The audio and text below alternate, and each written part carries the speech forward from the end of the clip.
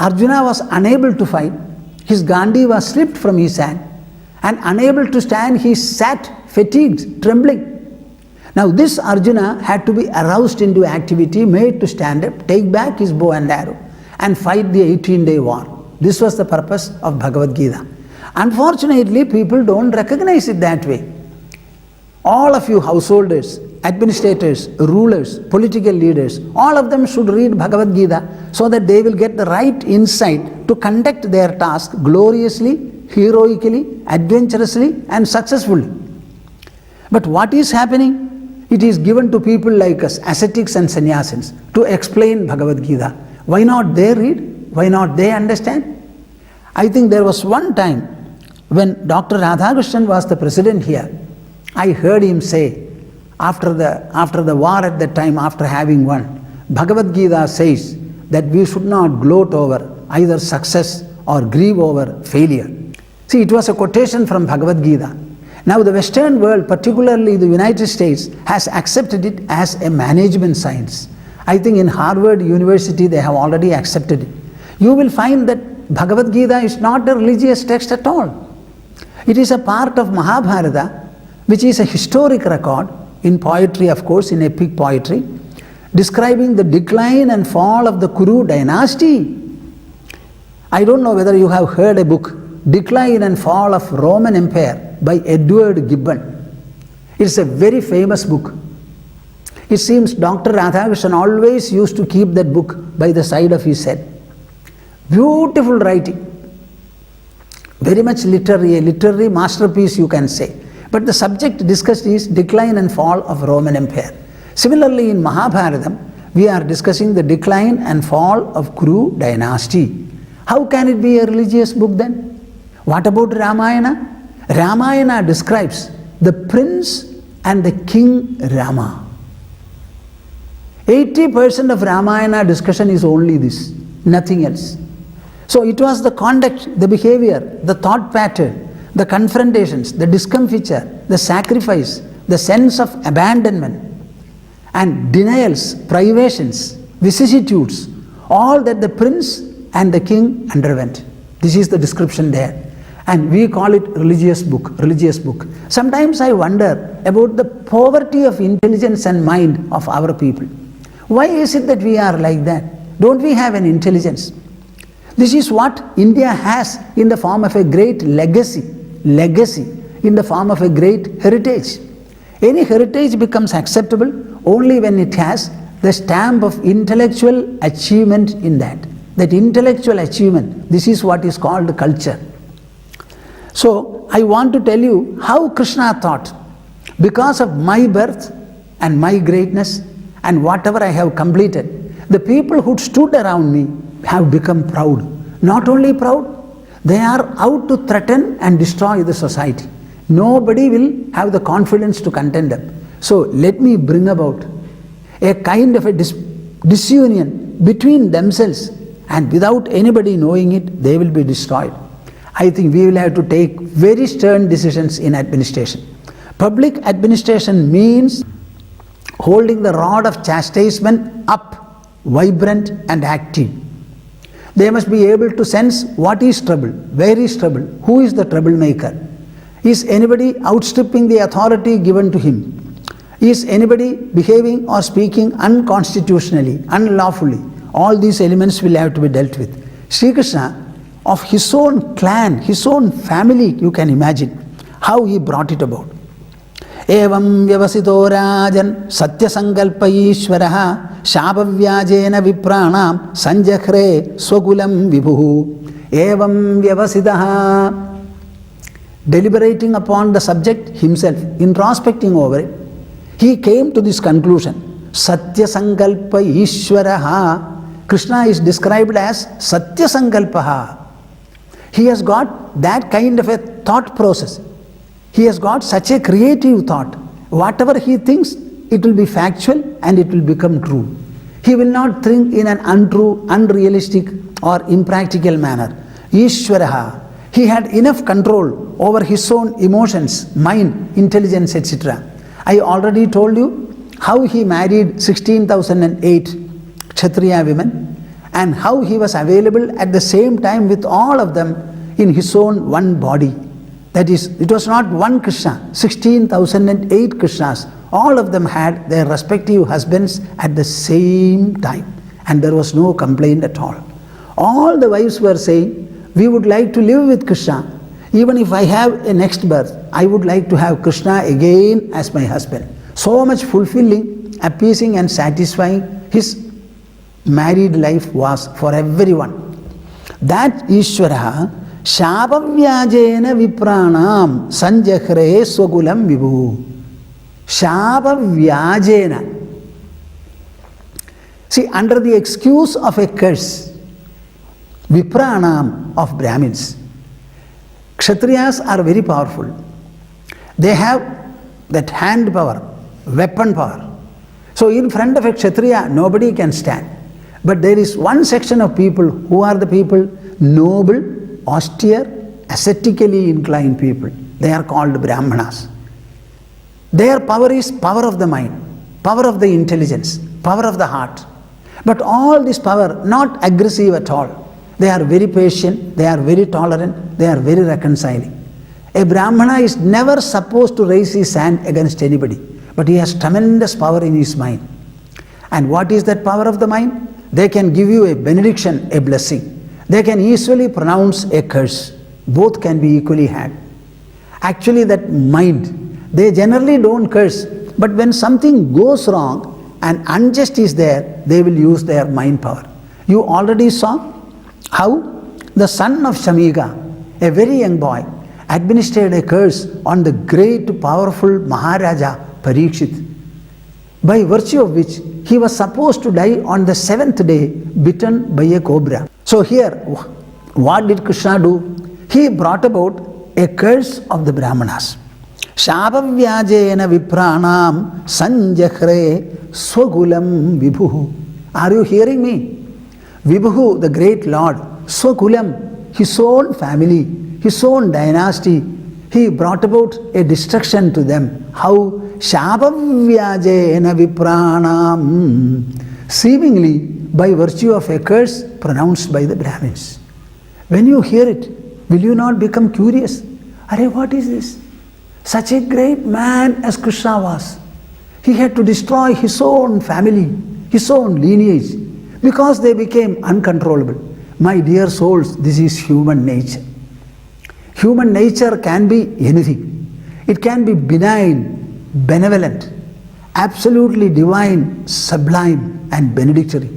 It can also become notorious, wicked, destructive, harmful, devastating. Both are equally possible in the human mind. So matters came to a worst climax. Sri Krishna had to take the right administrative step. In this case, you don't call it administrative, but nevertheless it is administrative. Then Rajovaja, Parikshit became very curious. He said, Yen nimattah savaishabo yadrusho dvijasattama katham ekatmanam bheda etas sarvam vadasvame. I think if you have intelligence, you should listen to these narrations with a lot of attention, trying to understand and also improve the quality of discretion, viveka. I will always say, throughout our epics, idihasas, puranas and shastras, the only quality sought to be cultivated in the readers and the listeners is the art and process of viveka, discrimination. By viveka, we can reach anywhere and everywhere in this world. You must have the timely dawning of viveka. Yen nimittaha, for what reason? Savaishabo, that kind of a curse, destroying Sri Krishna's own clan, Yadava Vamsha. How did it happen? Yadrusho dvijasattama. Please tell me how this curse came to be. After all, it was during the time of Krishna, in his presence. In his presence, a curse was necessary. Could he not have dealt with the situation in a different manner? Why did he decide in this manner? And what happened? Even for cursing, there must be a cause. After all, Krishna's people are supposed to behave well. They are noted for noble conduct and Krishna's supervision and guidance also are there. In spite of it, what kind of a behavior or error or a slip invited or incurred this curse on them, I would like to know. Katham ekatmanam bheda etat sarvam vadasva me.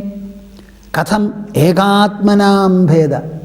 The whole of Yadava dynasty, they were centrally focused on Krishna. They had a uniform fondness, uniform allegiance, uniform adherence, obedience, affinity, attunement to Krishna. When all the people were equally attuned to the same person, the same course, how is it that amongst them also difference of opinion arose? How can it be possible? Are you following me? They are describing human nature, keeping Krishna by the side. It happened during Krishna's time. So it can happen much more in a much aggravated manner when during non-Krishna's time. The world has got its own, what shall I say? Can I say chartered? No. The world has got its own intriguing course. That intriguing course can be anywhere, anytime. Kathamekatmanam bheda etat sarvam vadasva me. Let me know all about how this has happened and what was the cause, the details of it. Sri Shuka uvacha Vishwamitro asidaha kanvo durvasa bhrigurangiraha kashyavo vamadevo atrir vasishto naradadayaha. All these Maharshis, who are they? Vishwamitra, Asida, Kanva, Durvasa, Bhruguhu, Angiraha, Kashyapaha, Vamadevaha, Atrihi, Vasishtaha, Naradadeha. All those sages had assembled in a place and they were living.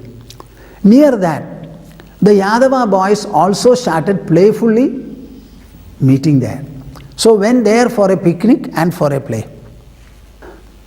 How long did they play and what all happened there, that we cannot say. They had assembled in a playground and they were playing very happily. No, playfulness means what? There is a note of light-heartedness in the minds of the people. They were not very serious. After all, it was a play. So the play has also to be controlled and moderated. In the name of playing, what can you do? I am reminded of a story. Shall I tell you that? I heard it from my Gurudev, Baba Gangadhar Paramahamsa. It seems a stout sannyasin, Swayam Jyoti Tirtha by name, once went to him. He was a sannyasin. So he went to my Gurudev and said, I have come here to seek Diksha from you. Will you give me Brahmavidya Diksha? He said, how can I suddenly answer? You come and stay here. Let me know you. You can also know me. This place is available. Stay here for a while. Maybe in a week's time or a month's time, I shall decide whether I can give you Diksha. Meanwhile, you can also re-examine your position, whether I am the person from whom you have to get the last spiritual Diksha. You are already a sannyasin. And as a sannyasin, you are asking me for Diksha. Normally, you must have had it from your Guru, Sannyasa Guru. That has not happened. So let us see. He said, no, I will not stay. I will not listen to you. If you say I will give you Diksha, then only I will remain. Arey, what is this? Nobody has come to me and sought Diksha in this manner. If you are so insistent, okay, I shall give. So you stay. So he started staying. My Gurudev initiated him. Our initiation is something which is very, very singular. The Guru and the Shishya sit in a room after closing the door. And there is something that transpires in utter silence between the Guru and the Shishya. The Guru is imparting the power and the current of the soul, infusing and instilling it into the Shishya in an absolute silence. This is the process. Primarily, it is a work of the spiritual Sankalpa Shakti of the Guru and the receptivity of the Shishya. So, Swayam Jyoti Tirtha went on meditating.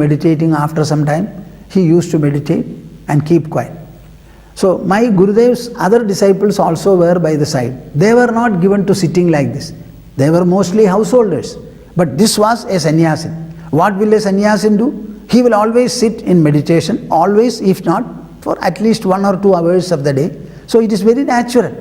You cannot have a spiritual life without the power and process of meditation. So these people started making remarks about him, mocking him, and be playful. See, you are sitting like this. What happens? I get absorbed. Absorbed means what? Others were not able to get absorption. So we are getting absorbed. I am getting absorbed. Oh, your absorption. We would like to test. One day it became, after all, a kind of a mocking. It became a kind of a playfulness. Ultimately, they started hitting him. So he kept quiet for a while and then said, you are only hitting my body. You say we are hitting your body, not the soul. Yes, you are not hitting my soul, you are hitting the body.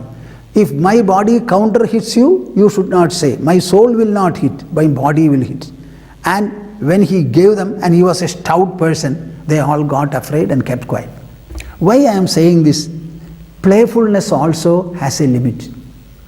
In the matter of testing a person who says, I am absorbed, is this a way to give him hit?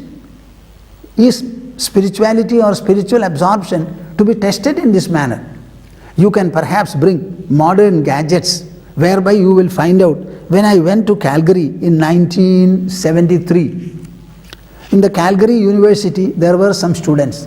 They said, Swamiji, we would like to take some tests when you are in a meditative absorption. I was taken to a soundproof room and I was lying there.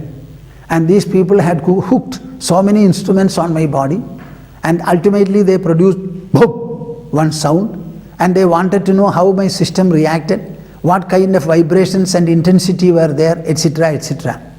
Then they were telling me, have you found any findings? He said, the human brain in a state of meditation is something that we cannot measure, know, or comprehend. There are incomprehensible dimensions is what we have found from your meditative absorption, they said. So that is the way a test you can understand. But by physically hitting a man to know whether he is mentally absorbed, what is this? So that playfulness outstripped its boundaries. Now see what is happening. So many Maharshis, very respectable sages, harmless people, you go to them, prostrate before them, opening your heart, confess to them whatever you have. Be straightforward, humble, simple, open. This is what you should be. So when they were there, Kridandastan upavrajya kumara yadunandanaha upasangrihya paprachuhu avinita vinitavad. These Yadava boys, they were very playful. So they finally decided, let us enact a drama. And they went. Actually they were not humble, but showing humility, they asked. What did they ask? Te veshayitva stri veshaihi sambam jambavati sudam esha pruchhadi vo vipra andarvad asite ekshana. Jambavati sudam. The son of Jambavati. Who is that? Jambavati. Further, Krishna's wife, whom Jambavan the father gifted. How did it happen? I am not mentioning the story now. Sri Krishna went in a hunt for Semantaka, and that hunt ultimately took him to the cave of Jambavan. Jambavan was a devotee of Sri Rama.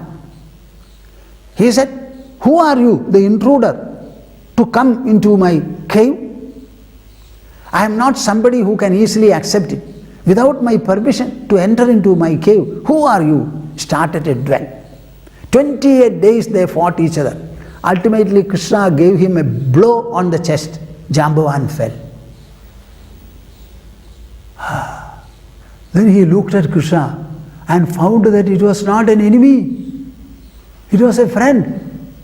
So he started speaking, outpouring his heart with a lot of grief, with a lot of confession. Then finally what happened? He gave Semantaka and also Jambavati his daughter. So Jambavati, are you understanding the connection? Jambavati Sudam, Krishna's own son. Te veshayitva stri veshaihi sambam Jambavati Sudam. The son of Jambavati was dressed. Veshayitva. What kind of a vesha? They put something on the stomach, made it bulgy, they tied it around, so gave him a kind of a female look, a girl's look, and there was a fully pregnant woman going there, a girl you can say. Esha pruchhati vo vipra. Oh sages, this girl is wanting to know. She is very shy. She is already pregnant. She wants to have a son, but she wants to know whom she will deliver. After all, you are sages, knowledgeable people. You know the past, present as well as future. You have a great insight. So she would like to know. Because she is shy, we are speaking on her behalf. Prashtum vilajjadi sakshat prabhuta amogha darshanaha. Amogha darshanaha.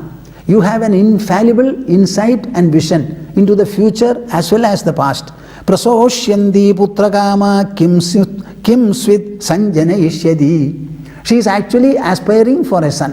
What kind of a child she will have, she would like to know. Evam pralabdha munayah tanujuhu kupita nripa. Are you understanding the point? They were all playing, and part of the play, it became a reality, a fact. So no girl was there, no pregnancy was there. It was all made up form, and they went to the sages who are truthful. Who should be approached by seekers for blessings. You cannot play a stealth or a game on them. So they decided to play a stealth and a game, not knowing the consequences. After all, they were young. So when there, suddenly the sages became angry, agitated. What? Anybody coming to us in this manner with a cooked up pregnancy? And they have the audacity to ask us which child will be born. She doesn't want to ask herself, she is shy. So we are representing her. Please tell us. Evam pralabdha munayah tanujuhu kupita iva. They did not take even 2 minutes. They said, Janayishyadi vo manda musalam kulanashanam. Yes, she will deliver. Neither a boy nor a girl, but an iron pestle, which will destroy the whole of your clan. This is how the curse happened. Evam pralabdha munayah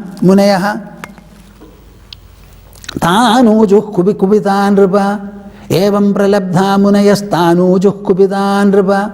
Janayishyadi vo manda musalam kulanashanam. Tachrutva te adisantrasta vimuchya sahasodaram. Bah. We went there to make fun. And what have we got? Not fun. The fun was not reciprocated with another fun, but it's all serious. Tachrutva te adisandrasta. They were completely frightened, terrified. Vimuchya sahasodaram. They stripped the Jambavati Sudha of all the makeup. Sambasya dadrishuhu tasmin. When they opened up, from the stomach came an iron pestle. Sambasya dadrishuhu tasmin musalam khalvayasmayam. Completely iron, an iron piece, a musala, a pestle. Kim kritam mandabhagyairnaha kim vadishyanti no janaha. Idi vikhvalita gehan adaya musalam yayuhu. Kim kritam mandabhagyairnaha. What is it that we have done? What is it that we have done? Mandabhagyairnaha. What is this? We are an unfortunate lot. In a playful mood, we did something that was beyond our control now. Kim vadishyanti no janaha. When people hear about this, what will they say? Iti vikhvalita gehan adaya musalam yayuhu. After all, they were children. Where will they go? They took the iron pestle. After all, there is a proverb. When a leaf, the twig is disconnected from the branch, where will it fall? It will fall at the bottom of the tree. For the children, whether they do a mischief, whether they get into an accident, whether they quarrel, get beaten, whatever it may be, ultimately the parents are the only refuge. So, shamelessly, but fearfully, tremblingly, repentingly, they went along with the musala, the iron pestle. Iti vihvalita gehan adaya musalam yayuhu. Tachopaniya sadasi parimlana mukhashriyaha rajna avedayan chakruhu sarva yadava sannidhau. They rushed to Ugrasena, the leader of the whole clan. He was in the palace. And at that time, so many people were around. So they went to Ugrasena and then narrated the whole thing that has happened. At that time, they were not playful. They were very innocent and they were very open. There was no measure of stealth. But till then, the stealth overpowered them. Shutva mogham viprashabam drishtva aja musalam nripa. After listening to the story of the sage's curse on the one hand, and then a musala, something like this. Vismida bhayasandrasta babhuvardvaragahugasaha. They were surprised, stunningly so, but they were also frightened to the core. Babhuvu dvaragaugasaha. All the residents of Dwaraka became absolutely overpowered by fear. Now, Srimad Bhagavatam as well as Vedavyasa says, nobody let Krishna know about the whole episode.